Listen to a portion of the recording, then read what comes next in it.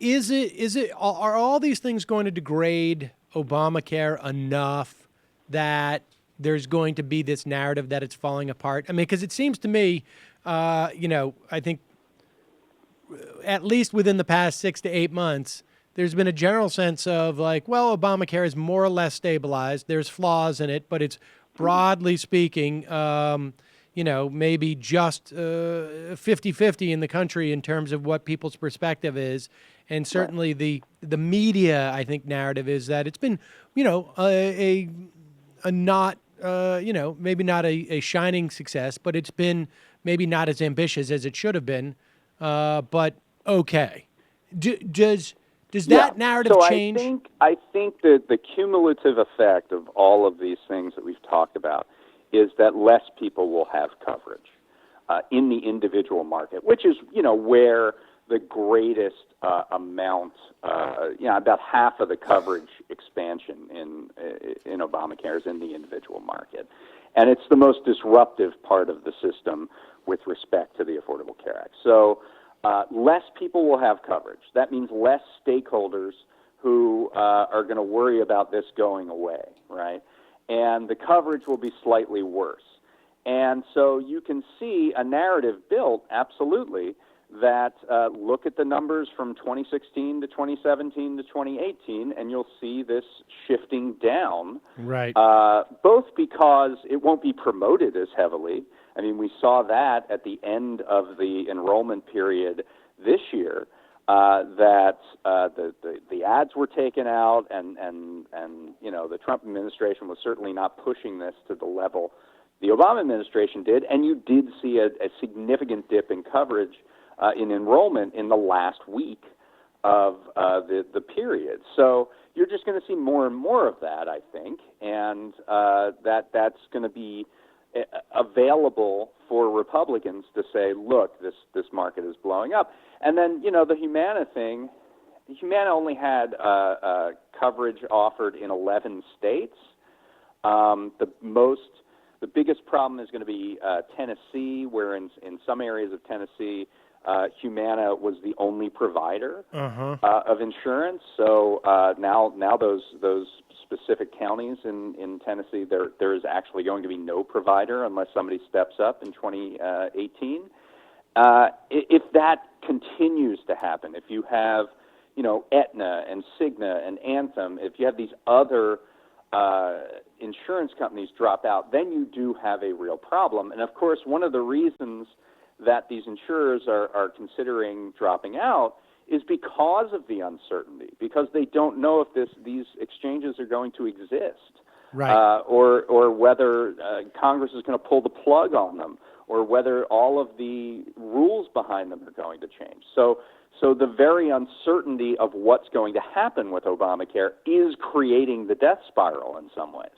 And they're somewhat reluctant to get into that business anyways, because it's that's a business where they actually have to use their own money as opposed to just. They have other business lines. Right. I mean, insurance companies can just stick with large employers and work with them, and all they're doing in that instance relatively unaffected. Right, and all they're doing in that instance is they're just basically the servicers. They don't have their own money on the line like they do in the individual markets.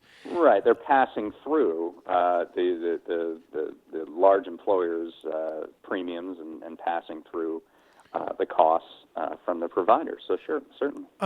And okay, so the real issue is going to be things like the more broadly, I guess, enjoyed things like pre-existing coverage, things like 26-year-olds, things like rescission and whatnot. But again, these are all elements that if the Democrats and those people who want to fight the destruction of this, I mean, you're going to have governors who are going to be upset about the Medicaid thing. There's another plan floating around out there. We don't need to talk about that now, about how they're going to deal with that. But I think that's fascinating. We should talk about that for a minute. Okay, yes. The Medicaid thing is like becoming the major trip up here for Republicans, to the extent that they're actually thinking about expanding funding for Medicaid in the 19 states that didn't take the expansion. because otherwise those states, which are all Republican states for the most part, would be shortchanged if they changed the Medicaid program, because the baseline would be completely different for those states relative to the ones that took the expansion. So if they change Medicaid and turn it into what is known as a block grant program, where everyone gets a set amount of dollars, those Republican states would get less dollars. So Republicans are actually talking about expanding Medicaid so that they can get around to coming up with some parity for everybody.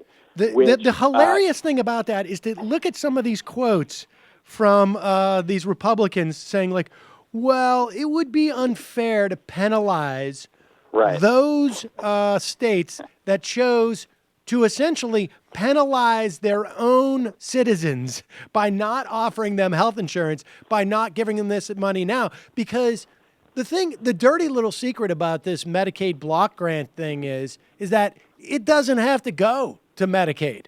They have all sorts of different ways of funneling that money out to other programs that they're dealing with, essentially. Right.